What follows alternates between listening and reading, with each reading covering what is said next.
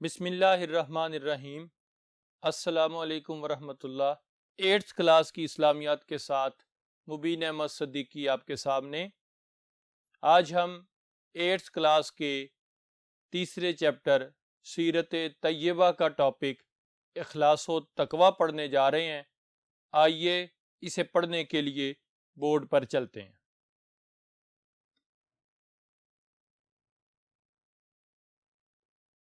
Students, ہم دیکھ رہے ہیں ہمارے سامنے ہے سیرت طیبہ، تیسرا چیپٹر ہے۔ آج ہم نے اس کا ٹاپک اخلاص و تقویٰ پڑھنا ہے۔ ہمارا پہلا کوسچن ہے، اخلاص کے لفظی معنی، انسانی تعلقات اور دین کے لحاظ سے اس کا مطلب بیان کریں۔ بورڈ پر دیکھیے گا، اخلاص کے لیے ہم خلوص نیت کا لفظ بھی استعمال کرتے ہیں۔ کوئی کام کریں اس میں نیت خالص ہونی چاہیے، لیکن اس کے لفظی معنی ہے خالص کرنا۔ خالص کا لفظ کسی ایسی چیز کے متعلق بولا جاتا ہے جو ملاوٹ سے پاک ہوتی ہے، جس میں کسی قسم کی کوئی ملاوٹ نہ ہو۔ انسانی تعلقات میں اخلاص ایسی صفت کا نام ہے جس کے مطابق انسان کوئی کام خالصتاً کسی ایک فرد یا کسی ایک مقصد کے لیے سر انجام دیتا ہے۔ یہ دنیاوی لحاظ سے ہم ابھی بات کر رہے ہیں، اور اس سے کوئی نمائش، کوئی ذاتی غرض یا کوئی ذاتی مفاد مقصود نہیں ہوتا۔ اسی طرح اب ہم آ جاتے ہیں دین کی طرف۔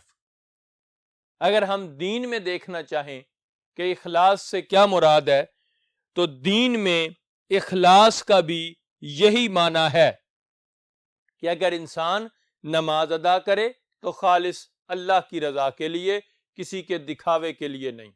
روزہ رکھے خالص اللہ کے رضا کے لیے، کسی کے دکھاوے کے لیے نہیں۔ زکوٰۃ ادا کرے خالص اللہ کی رضا کے لیے، کسی کے دکھاوے کے لیے بالکل یہ عمل نہیں کرنا۔ ٹھیک ہے، اس میں کوئی بھی کسی کام میں کوئی دکھاوا نہیں ہونا چاہیے۔ اب دیکھتے ہیں کہ ایسا شخص جو اخلاص کے ساتھ عمل کرتا ہے اس کو مخلص کہا جاتا ہے۔ یہ مخلص کی تعریف ہے کہ اگر کوئی شخص اخلاص سے کوئی کام کرتا ہے، خلوص نیت سے کام کرتا ہے، وہ شخص مخلص کہلاتا ہے۔ آئیے نیکسٹ کوسچن کے لیے اب دوسرے بورڈ پر چلتے ہیں۔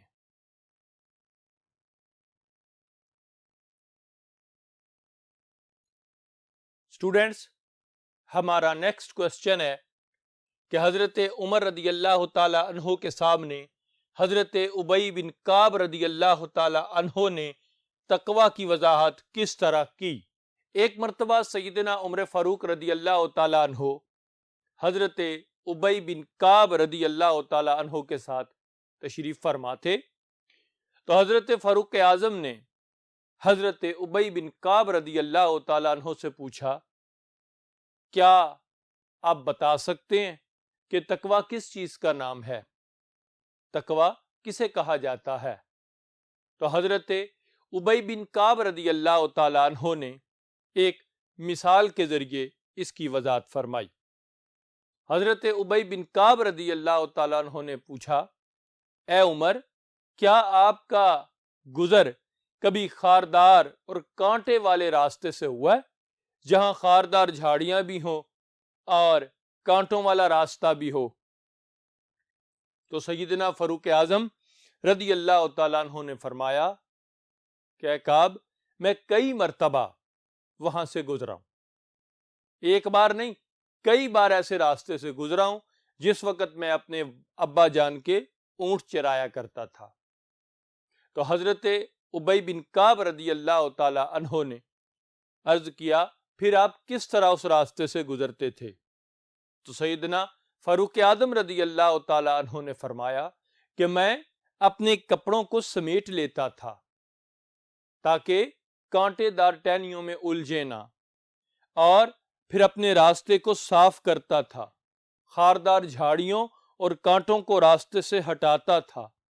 اس طرح میں بڑی احتیاط کے ساتھ قدم رکھتا ہوا اس راستے سے گزرا کرتا تھا۔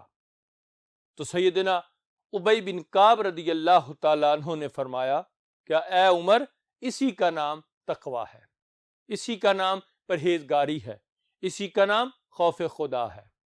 یعنی اسٹوڈنٹس، اگر اس دنیا میں ہم دیکھتے ہیں تو دنیا کا ایک سیدھا راستہ ہے جسے صراط مستقیم کہتے ہیں، قرآن پاک کا راستہ ہے، نبی کریم صلی اللہ علیہ وسلم کی تعلیمات کا راستہ ہے۔ یہ قرآن و حدیث کا راستہ، یہ انسان کا سیدھا راستہ ہے۔ اس راستے سے بھٹکانے کے لیے، اس راستے سے بہکانے کے لیے شیطانی ہتھ کنڈے موجود ہیں جو انسان کو گمراہ کرتے ہیں، انسان کو راہ راست سے بھٹکاتے ہیں۔ وہ برے خیالات کی شکل میں بھی ہیں، وسوسوں کی شکل میں بھی ہیں، اور کئی ان کی صورتیں ہیں، گناہوں کی شکل میں بھی ہیں۔ انسان ان تمام چیزوں سے بچتا ہوا سیدھے راستے کے مطابق، قرآن و سنت کے مطابق اپنی زندگی کو گزارے تو اس کا نام سٹوڈنٹس تقویٰ ہوتا ہے۔ آئیے نیکسٹ کوسچن دیکھتے ہیں۔ تقویٰ کے سلسلے میں اسلامی تعلیمات بیان کریں۔ سٹوڈنٹس، قرآن پاک میں بے شمار مقامات پر تقویٰ اور اخلاص کے بارے میں بیان فرمایا گیا ہے، خلوص نیت کے بارے میں بیان فرمایا گیا ہے، خوف خدا کے بارے میں بیان فرمایا گیا ہے۔ کئی مقامات قرآن پاک میں موجود ہیں۔ آئیے قرآن پاک میں اللہ تعالیٰ نے ارشاد فرمایا، انسانی فضیلت کا معیار تقویٰ ہے، انسانی بزرگی کا معیار تقویٰ ہے۔ ارشاد فرمایا سورۃ الحجرات کے اندر، ان اکرمکم عند اللہ اتقاکم، بے شک اللہ کے نزدیک تم میں سب سے زیادہ عزت والا وہ ہے جو تم میں سب سے زیادہ پرہیزگار ہے۔ دیکھیے گا سٹوڈنٹس، خوف خدا اگر دل میں ہے تو اللہ اس بندے کو محبوب رکھتا ہے جو اس سے ڈرتا ہے، کیونکہ جب اس کا خوف انسان کے دل میں ہوگا پھر انسان ہر عمل اسی کی رضا کے لیے کرے گا، خلوص خود بخود آ جائے گا۔ اللہ کریم نے قرآن پاک میں ارشاد فرمایا، فاتقوا اللہ ما استطعتم، بس اللہ سے ڈرو جتنی تمہاری استطاعت ہے، جتنی تمہاری طاقت ہے اس کے مطابق تم اللہ سے ڈرو۔ جہاں تک ہو سکے تمہارے دل میں خوف خدا ہونا چاہیے، اللہ کا خوف ہونا چاہیے۔ اللہ تعالیٰ نے ارشاد فرمایا تیسرے مقام پر، یا ایھا الذین آمنوا اتقوا اللہ، اے ایمان والو اللہ تعالیٰ سے ڈرو، حق تقاتہ، جیسا کہ اس سے ڈرنے کا حق ہے۔ اس سے اگلا جملہ کیا ہے؟ وَلَا تَمُوتُنَّ إِلَّا وَأَنْتُمْ مُسْلِمُونَ، اور تم جب مرنا تو صرف مسلمان ہی مرنا۔ اب اس پوری آیت کا معنی کیا بنا کہ اے ایمان والو تم اللہ سے ڈرتے رہو، اس وقت تک ڈرتے رہو جب تک تمہیں موت نہ آ جائے، یعنی اپنے مرنے تک تمہارے دل میں اللہ کا خوف ہونا چاہیے، خوف خدا ہونا چاہیے۔ تو سٹوڈنٹس، یہ اخلاص اور تقویٰ ہے۔ تقویٰ اللہ کے خوف کا نام ہے، خوف خدا کا نام ہے کہ انسان ہر گھڑی ہر لمحے یہ سوچے کہ میرا رب میرے حال سے واقف ہے۔ اسے تقویٰ کہتے ہیں، اسے پرہیزگاری کہتے ہیں، اسے خوف خدا کہتے ہیں۔ آئیے اب تیسرے بورڈ پر چلتے ہیں۔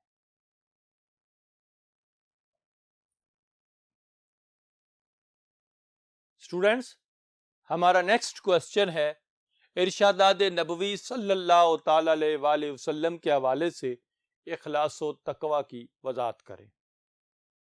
یعنی نبی کریم صلی اللہ تعالی علیہ وآلہ وسلم کے ارشادات بیان کرنے۔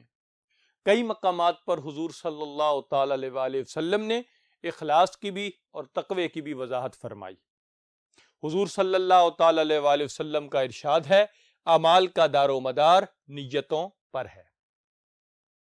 کوئی بھی انسان عمل کرتا ہے تو اس کا دار و مدار نیت پر ہوتا ہے۔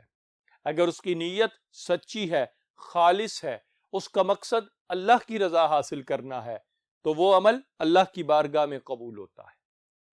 اگر اس کی نیت خالص نہیں ہے تو پھر کوئی اور دکھاوا مقصود ہے یا کوئی اور مقصد مقصود ہے، تو اس کو وہی ملتا ہے جو اس کا مقصد ہوا کرتا ہے۔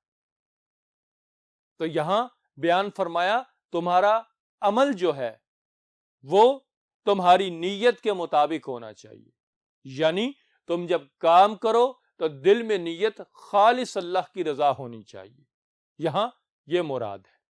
نبی کریم صلی اللہ علیہ وسلم نے ارشاد فرمایا اللہ تعالیٰ تمہارے جسموں کو، تمہاری شکلوں کو اور تمہارے اعمال کو نہیں دیکھتا، نہ تمہارے جسموں کو دیکھتا ہے، نہ تمہاری شکلوں کو دیکھتا ہے، اور نہ ہی تمہارے اعمال کو دیکھتا ہے، بلکہ تمہارے دلوں کو دیکھے گا کہ تمہارے دل کے اندر تقوی کیسا ہے، خلوص کیسا ہے، خوف خدا کیسا ہے۔ ایک شخص نماز پڑھتا ہے اس لیے کہ وہ نماز پڑھے اللہ راضی ہو جائے، تو پھر یہ خلوص نیت ہے۔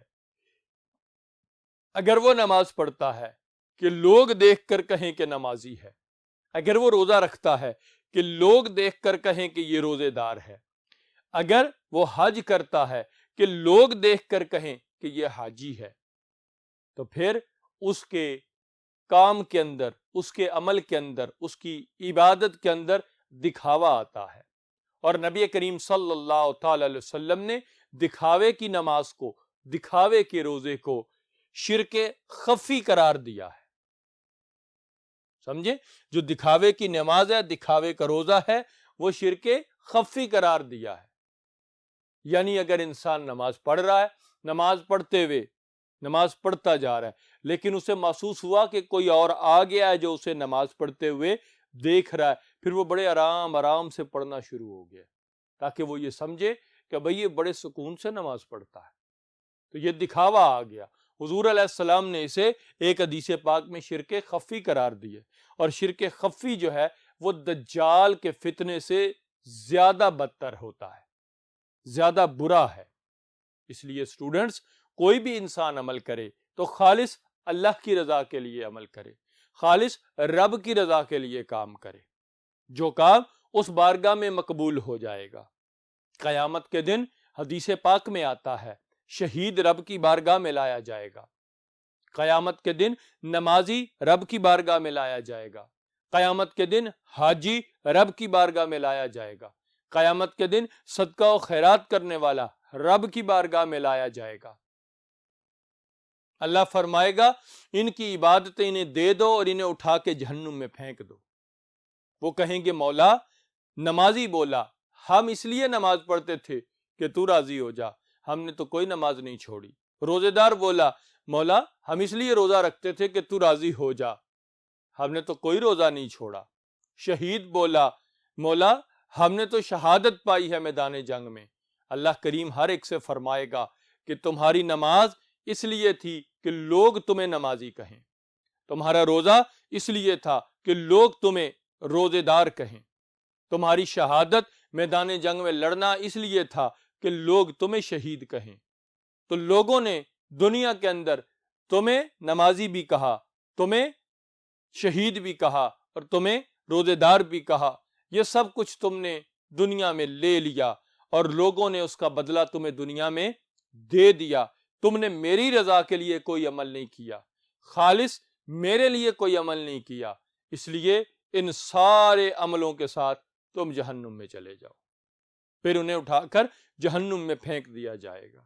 تو اسٹوڈنٹس، ان باتوں سے پتہ چلتا ہے، ان حدیث سے معلوم ہوتا ہے کہ ہمیں ہر کام، ہر عمل خالص اللہ کی رضا کے لیے کرنا چاہیے، تاکہ ہم اس بات کو جان لیں کہ بھئی اللہ اس عمل سے راضی ہوتا ہے۔ اس وقت ہماری ذمہ داری کیا ہے؟ ہماری ذمہ داری یہ ہے کہ ہم اگر کسی سے محبت کریں تو اللہ کی رضا کے لیے کریں، خالص اللہ کی رضا کے لیے۔ اگر کسی سے نفرت کریں تو خالص اللہ کی رضا کے لیے کریں۔ لوگوں کے ساتھ اخلاص اور پیار اور محبت سے پیش آئیں، اچھے اخلاق سے پیش آئیں، ہمارا کردار اعلیٰ کردار ہو، اور اس اعلیٰ کردار کا مقصد صرف اس مالک کی رضا ہو، تو پھر ہم دنیا میں بھی کامیاب ہوں گے، آخرت میں بھی کامیاب ہوں گے۔ اسٹوڈنٹس، اس لیکچر کو اچھی طرح سنیے گا اور دیکھیے گا تاکہ آپ کو جب ممتحن کوئی کوشچن کرے تو جواب دینے میں کوئی پریشانی نہ ہو۔ نیکسٹ لیکچر میں نیکسٹ ٹاپک کے ساتھ پھر حاضر ہوں گے، تب تک کے لیے اللہ حافظ۔